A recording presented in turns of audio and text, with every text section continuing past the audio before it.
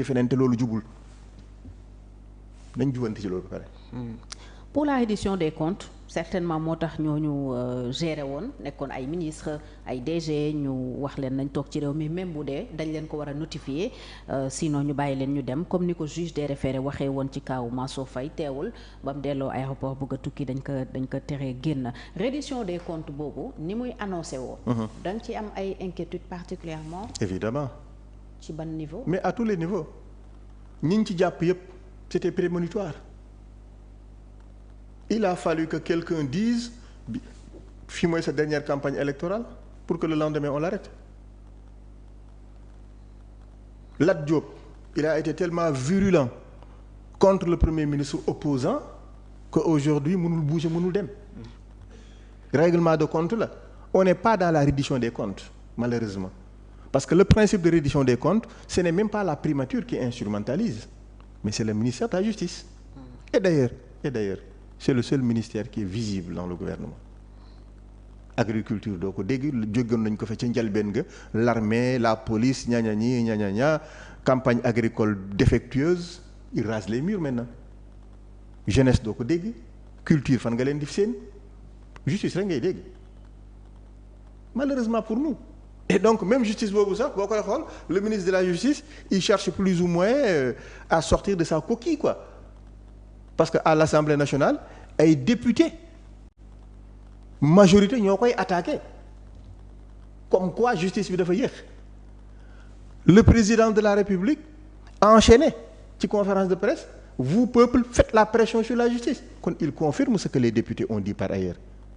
Lan nga ci tirer en conclusion. Que c'est aussi simple que l'instrumentalisation est flagrante ces députés là li ñu naan naar bu ndaw lu mu wax ci penc ma.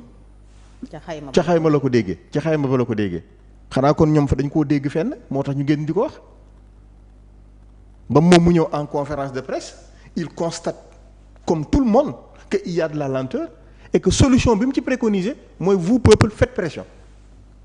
lan moo mën a nekk conséquence su déclaration. mais c'est extrêmement grave.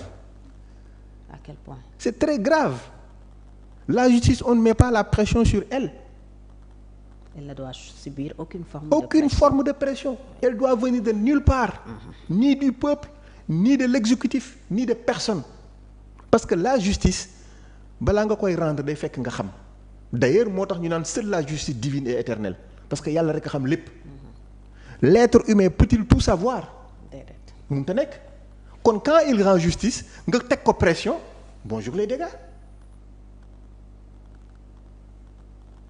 Même si la justice est rendue au nom du peuple même si mais le peuple ne peut pas faire une pression sur la justice parce que peuple bi mun na réere mbir lu juste. Bien sûr.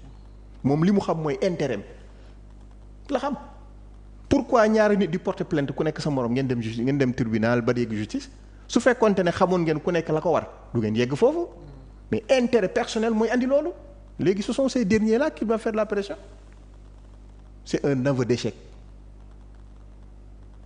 Avant l'heure d'ailleurs à un an à la tête de l'État ñu mën a wax ay aveux yu doy waar yu yéeme yi. Mais est-ce que tam loolu wanewul ne justice bu Sénégal moom na boppam quand même bu ñu yeggee ba président naan def leen pression ça veut dire que ñoom sax en tant que pouvoir politique liñ bëggoon amuñu ko ci justice bi. Sauf qu'il y a deux discours. Parce que bu leen neexoon xëy na tey jàpp nañu ñu bëri. comme ni ko gisee woon sous le régime précédent. Sauf qu'il y a deux discours. Lui, clé de voûte de nos institutions, chef suprême de l'armée, qui nomme à toutes les fonctions civiles et militaires, nous dit qu'on doit faire pression sur la justice. Son premier ministre dit, le ministre de la Justice n'est pas une autorité judiciaire, c'est une autorité politique qui répond à des instructions que je donne, parce qu'il est dans mon gouvernement. Kon il y a deux discours. Oui, mais ku nekk xam na ne aussi procureur ay pouvoir am peut-être fi mu yem mooy poursuivre mandat de dépôt ak yooyu mais in fine c'est le juge qui tranche. Sauf que la première question bi nga posé. Que justice bi kon dafa indépendante bu ñu demee ba président di wax moom président mën na wax loolu ki mu nommé di wax leneen. Mais le ministre de la Justice n'est pas la justice. Mais évidemment. Encore moins le procureur. Mais bu fekkente ne l'exécutif à travers le parquet a une mainmise sur une bonne partie de la justice et que l'autorité suprême dit dama koy jox instruction mu war ko appliquer looloo fi mës am cela va de soi mais quand tu l'avoues comme ça en public ça veut dire que tu as des intentions inavouées. Farba Ngom da doon xëbal kii rek opposition bi. waaw kay wax nga ko nag kon wax nga ko. da leen doon fàttali ne yat baa ngi fi maître des poursuites man maa yilif ki ko yilif donc mun nañ ko bàyyi ci cadre boobu rek. yat bi jotu koo dal moom pourquoi mu bëgg ko dóore kenn. Ousmane Sonko. fan la ko yat bi dalee booy bu ñuy fàttali naan le séjour de Ziguinchor pour bañ yat bi dal ko la woon génn leen bu ngeen génnul dinaa dee. kon dafa dawoon bu ngeen génnul dinañ ma def ni ñu defoon Khalifa Sall dinañ ma def ni ñu defoon Karim Wade mbooloo mi génn leen nit ñi génn lu ko fi jar. parce que jàppoon na ne aussi yëf yi ci moom la yem. kon yat bi dalu ko kon yat bi dalu ko waru koo dóor kenn. alors tey ban attitude ngay xaar. ci ministre de la justice et même les magistrats ndax bëri na lu fi daan xew dañ doon gis communiqué UMS Union des magistrats du Sénégal. mais coow lii ci seen kaw li muy rëy rëy kenn déggu leen ci ban attitude ngay xaar si ñoom ñu incarné ko. li may xaar ci ñoom mooy kenn bañ leen a gën a bëgg réew mi.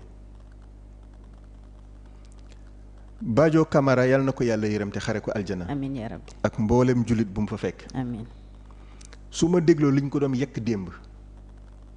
ak le comportement digne qu'il a eu devant le président Macky Sall bi ko nommé nga xam ne kon réew mi ñun politique yi fëgg suñu dënn am na ñu gën a bëgg réew mi toog seen bureau tey def lu xamante ne moo raw la ñun li ñuy def kon nag à l'instar du juge Camara que tous les juges restent droits dans leurs bottes et que la justice soit rendue au nom du peuple sans parti pris.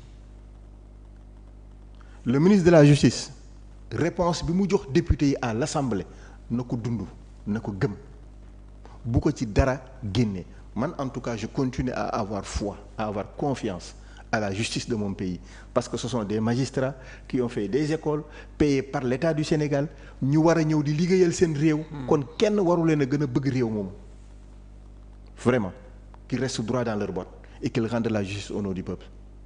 alors le premier président de la Cour des comptes dégg nañu démb kàddu yi mu yëkkati wax ne ay poursuites mun na nekk et tey certains de nos confrères xoolaat nañu rapport bi daal gis ne 3 anciens argentiers de l'État mun nañu leen cibler topp leen un DG ak ñeneen ñoo xam ne ay fonctionnaires lañu yaakaaroo leen ne seen njiit la ñuy jéem a kàmbal. dina jafe. parce que rapport bi ñoom dañ ko del périodicité wu 2020 2019 2024 et il n'était plus ministre de l'économie. kon boo fexee ba intégré ko ci moom loolu moom règlement de compte rek la mën a doon parce que période bi ñu ciblé moom il n'était plus ministre de l'économie et des finances. 2019 2024. nekk fa au moins. ensuite deuxièmement man jàpp naa ni. bu fekkente ne on a quelque chose contre le président Amadou Ba ak lu mu mënti doon moom li ñu ko dégg muy wax mooy nañ ko génne teg ko ci table bi il ne se reproche rien du tout sauf avoir servi son peuple